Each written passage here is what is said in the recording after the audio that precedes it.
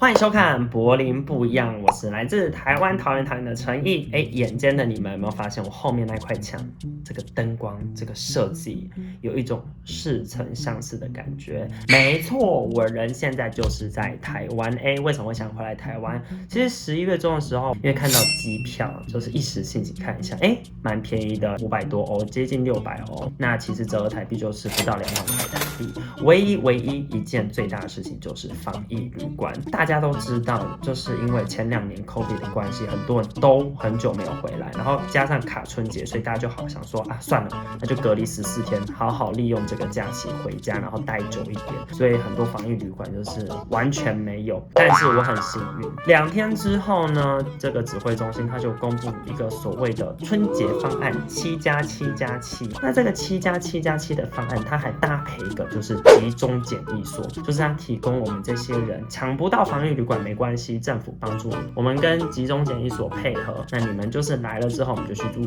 集中检疫所。那这个7+7+7的第一个7就是你在集中检疫所待满7天，或者是防疫旅馆待满7天，那增加7天，你就是回家自行隔离，另外一个7天。那这个7天一样，就是不能出去，你家可能要符合1人1室的规定啊，要有一个单独卫浴设备啊。那最后一个7就是自主管理，一样你要戴口罩，你出门的话，然后不能去人多的地方。那我身为第一批12月14号回来的台湾人，就是想要跟大家分享一下说，我怎么去登记这个检疫所，那到台湾所有的一切的行程，到底是花了多久的时间？那是不是有东西我觉得还不错，或是有些地方我觉得我们还可以再加强？那接下去看吧。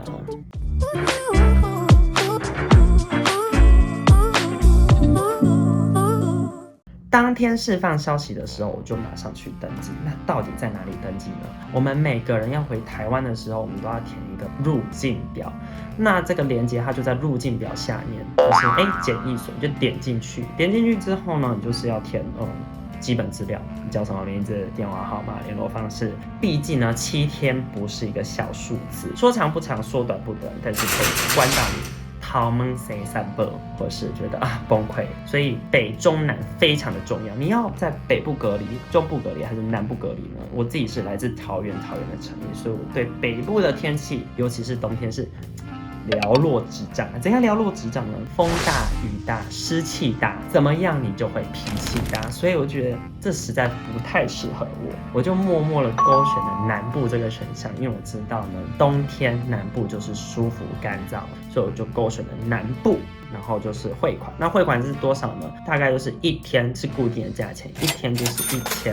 那这一路其实蛮简单蛮方便的。我们都知道入境台湾我们就需要 PCR test 的检验，那 PCR test 就是72个小时3天之内的检验报告。那刚刚我提到了，就是你要回台湾之前，我们都需要就是填这个入境通知单。那这个入境通知单像是检疫所，它就会出一个识别码给你，在你在填单的时候，你就会需要这个识别码。在我身上发生的是，我那个时候申请了检疫所，可是我都没有收到任何的确认信，我只知道我的付款是成功的。那直到当天要出发回来台湾的时候，我在填这个入境表的时候，他说需要一个检疫所识别码，然后我就看一下我的 email， 里面完全没有一个识别码，所以我非常紧张，我就赶快打电话给卫生福利部，然后转到就是相关的单位去帮我查这个识别码。果不其然，台湾没有让我失望，就是非常的有效率。那过2分钟之后，我马上就收到一个 email， 然后就说这是我的识别码。所以在这边要提醒大家，如果我们已经申请了检疫所，然后都没有收到识别码的话，那你们可能就是要打一通电话去问问看。因为如果你们没有这个识别码，你们要回台湾，你们要填入境表格的时候，就是无法 complete 这个 locator form。像我是当天才发现，好险我发现的时候还早，可能就是台湾下午3、4点，所以大家就是还有上班，不然我可能当天就是无法 complete 这个 locator form， 我就无法回台湾。所以申请检疫所的大家就是一定要去注意说，你有没有收到这个所谓的识别码？那填完之后呢，你们觉得很简单就结束吗？没有，大家以为都填完了 locator form 就会收到一个 email， 就是一个确认信说，你已经填单完成，没有。这个时候你要有耐心的去把最后一个步骤把它截图下来。我就有朋友就是没有截图，光是这一个 locator phone 他就填了3、4次。我这一路是从柏林坐到伊斯坦堡，然后最后回到台湾，所以伊斯坦堡就是我的就是转运站。我们是第一批12月14号回来台湾的7+7+7那一天，我跟你说就是大爆炸。我在柏林到土耳其的航班基本上就是完全全满的状态。我在那边已经遇到3个住在柏林的台湾朋友，就怎么大家这么巧都飞今天到伊斯坦堡晃了，又晃到在3个住在柏林的朋友，大家原来都同一班。那直到 check in 要回台湾的那一班，就在 boarding 的 gate 遇到另外一个从日内瓦要飞回台湾的朋友，这样子来来去去，总共就遇到6、7位朋友。所以这班航班是非常多，整班就是爆满。可是大家就是要回去过春节吧，就有够急。但是就会发现说我真的是柏林里长啊，怎么连日内瓦都有朋友。那一路上他们就会检查你的 PCR test， 然后到 boarding 都会确定说你是阴性，然后没有问题，他才会让你登机。那回到台湾呢，重头戏来，一下飞机，那他就会跟你说你是哪里飞回来的什么埃及、南非的，很像就会被特别就是关心，因为我不是那边飞回来，那就继续往前走，那么就是有没有 SIM 卡，有没有电话号码。通常如果有电话号码的话，本来就有台湾电话号码的话，你填那个 locator phone 的时候，你就已经会填进去，然后你下飞机可能2、3分钟之后，你就会收到指挥中心或者是卫福部，他就会传一个连结，就是网站给你，然后你就点进去，然后密码就会是你的护照后6码。一进去之后呢，这个时候刺激的时刻来了。为什么会说是刺激呢？申请检疫所完之后，你是不会马上知道你被分配到哪里，你知道的时候就是你入境，你一下飞机的时候，你收到这个连结，你点进去，你输入后6码的护照码，你就会收到你的检疫所。那时候我的检疫所就出现啦。拿完行李之后，我们就要出去，这个就是大厅